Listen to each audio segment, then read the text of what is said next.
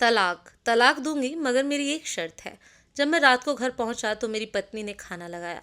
मैंने उसका हाथ अपने हाथों में लिया और कहा, मुझे तुमसे कुछ ज़रूरी बात कहनी है। वो शांत बैठकर खाना खा रही थी। उसकी आंखों में कुछ दर्द सा साफ नजर आ रहा था। अचानक मुझे नहीं पता कैसे कहूँ, मगर मुझे उसे बताना ही था। मैंने बड़ी शांति से कहा, मुझे तलाक चाहिए। लगा जैसे उसे मेरे शब्दों से कुछ फर्क नहीं पड़ा, बल्कि उसने मुझसे पूछा, क्यों तलाक चाहिए।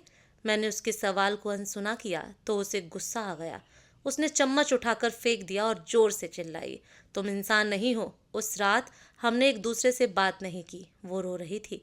मुझे पता था कि वो जानना चाहती थी कि आखिर ऐसा क्या हुआ जो हमारा रिश्ता टूटने की कगार पर आ गया। पर मेरे लिए उसके सवालों का जवाब दे पाना नामुमकिन था। मैं अब किसी और से, प्रिया नाम था उसका, प्यार करने लगा हूँ। अब मुझे उससे प्यार नहीं रहा। मैंने उसे उसके वर्षों के प्यार की सजा दी थी। भरे मन से मैंने तलाक के पेपर तैयार किए। उसमें लिखा था कि वह पूरा घर, कार और कंपनी की 30% शेयर ले सकती है इस तलाक के बदले में। लेकिन उसने उन पेपर्स को देखा और उनके टुकड़े टुकड़े कर दिए। वो औरत जिसने मेरे साथ जीवन के 10 साल बिताए थे, वो आज मेरे लिए अनजान हो चुकी थी। मुझे इन 10 सालों का जो उसने मेरे लिए बर्बाद किए, मगर मैं क्या करूं। जो हो चुका उसे मैं बदल नहीं सकता था, क्योंकि मैं किसी और से, अपनी पत्नी से भी ज़्यादा प्यार करने लगा था। आखिरकार उसके सब्र का बांध टूट गया और वो फूट फूट कर मेरे सामने रोने लगी। मेरे लिए उसका रोना एक तरह से उसकी रिहाई की तरह था। तलाक की ये बात, जो कई दिनों से मुझे परेशान कर रही थी, अब बिल्कुल साफ हो चुकी थी। अगले दिन मैं घर काफ़ी लेट आया। मैंने देखा कि वो टेबल पर बैठकर कुछ लिख रही थी। मैंने शाम का खाना नहीं खाया था, लेकिन फिर भी मैं सीधे ऊपर जाकर अपने कमरे में सो गया, क्योंकि पूरा दिन प्रिया के साथ रहने और कई जगह घूमने के बाद मैं थक गया था। वो शायद रात को उसी टेबल पर लिखते लिखते सो गई थी। सुबह उसने तलाक देने की शर्तें बताई। वो मुझसे कुछ भी लेना नहीं चाहती थी। उसे सिर्फ तलाक से पहले 1 महीने का समय चाहिए था। उसने आग्रह किया कि इस 1 महीने में हम दोनों वही पुराने वाला जीवन जिएं जितना संभव हो सके, क्योंकि आने वाले महीने में हमारे बेटे की परीक्षा है। वह नहीं चाहती थी कि हमारे टूटे रिश्ते का प्रभाव उसकी पढ़ाई पर पड़े। मुझे भी यह ठीक लगा, मगर वो कुछ और भी चाहती थी। जैसे शादी के दिन मैं उसे उठाकर अपने शयन कक्ष तक ले गया था, उसी तरह हर रोज 1 महीने तक मैं उसे शयन कक्ष से उठाकर मुख्य द्वार तक ले जाऊं। मुझे लगा यह पागलपन है, मगर इन आखिरी दिनों को थोड़ा अच्छा बनाने के लिए मैंने उसकी यह शर्त स्वीकार कर ली। मैंने प्रिया को अपनी पत्नी की सभी शर्तें बताईं। वो हंसने लगी। उसे लगा मेरी पत्नी कितने भी तरीके अपना ले, तलाक होना तो तय है। मेरी पत्नी और मैं किसी से भी इस दौरान नहीं मिले थे, लेकिन उस दिन जब मैं उसे पहली बार उठाकर गेट तक ले गया तो हम दोनों काफ़ी अजीब महसूस कर रहे थे। पीछे से हमारा बेटा भी खिलखिलाकर खुश हो रहा था। अगले दिन यह काम थोड़ा सामान्य और आसान हो गया। वह मेरे सीने से लगी थी और मैं उसकी खुशबू महसूस कर रहा था। ऐसा लगा जैसे कई दिनों बाद मुझे यह खुशबू मिल रही थी, या फिर कई दिनों से मैंने उसके होने का महसूस नहीं किया था।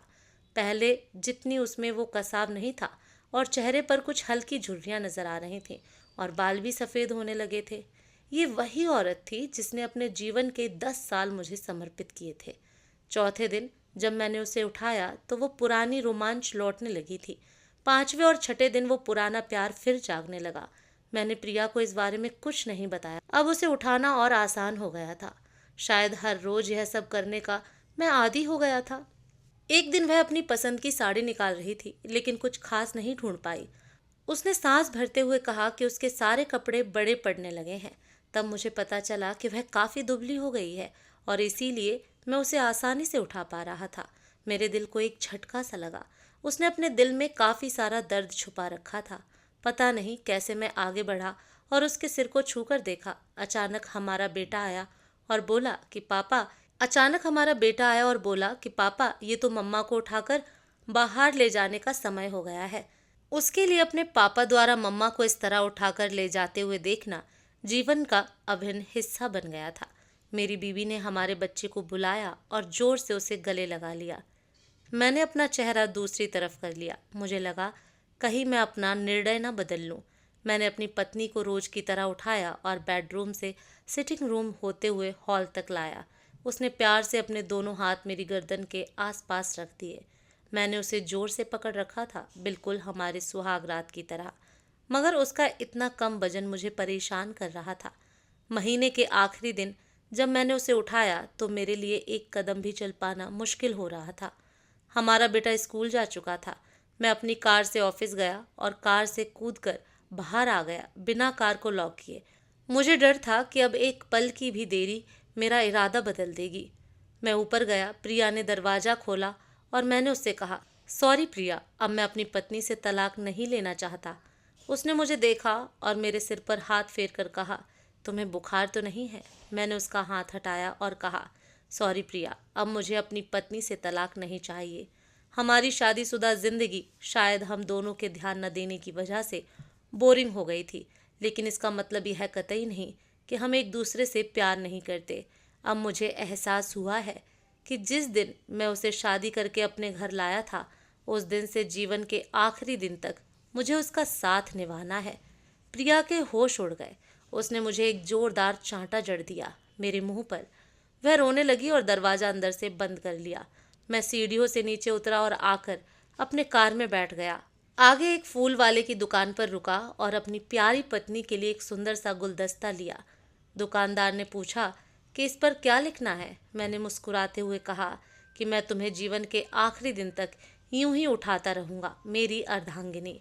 उस शाम जब मैं घर आया, हाथों में गुलदस्ता लिए, मेरे चेहरे पर एक मुस्कान थी। मैं ऊपर अपने कमरे की तरफ भाग कर गया, लेकिन तब तक वह मुझे छोड़कर इस दुनिया से जा चुकी थी, हमेशा के लिए। वो कई महीनों से कैंसर से लड़ रही थी, लेकिन मैं प्रिया के साथ इतना खोया हुआ था कि कभी ध्यान ही नहीं रहा। उसे पता था कि वह जल्दी मुझे छोड़कर जाने वाली है, इसलिए वह मुझे और मेरे बेटे के रिश्ते को टूटने से बचाना चाहती थी। मैं नीच उससे तलाक लेना चाहता था, लेकिन फिर भी उसने मुझे अपने बच्चे की नज़रों में एक प्यारा पति और पिता बना दिया था। जीवन की छोटी छोटी बातें रिश्तों में बहुत महत्व रखती हैं। बड़ा घर, बड़ी कार और बैंक बैलेंस ये खुशियों का हिस्सा ज़रूर बन सकते हैं, मगर अपनों के बिना इनकी कोई कीमत नहीं। अगर यह कहानी पसंद आई हो तो लाइक शेयर करें। तो दोस्तों, मेरे चैनल को सब्सक्राइब करना ना भूलें। धन्यवाद। राधे राधे।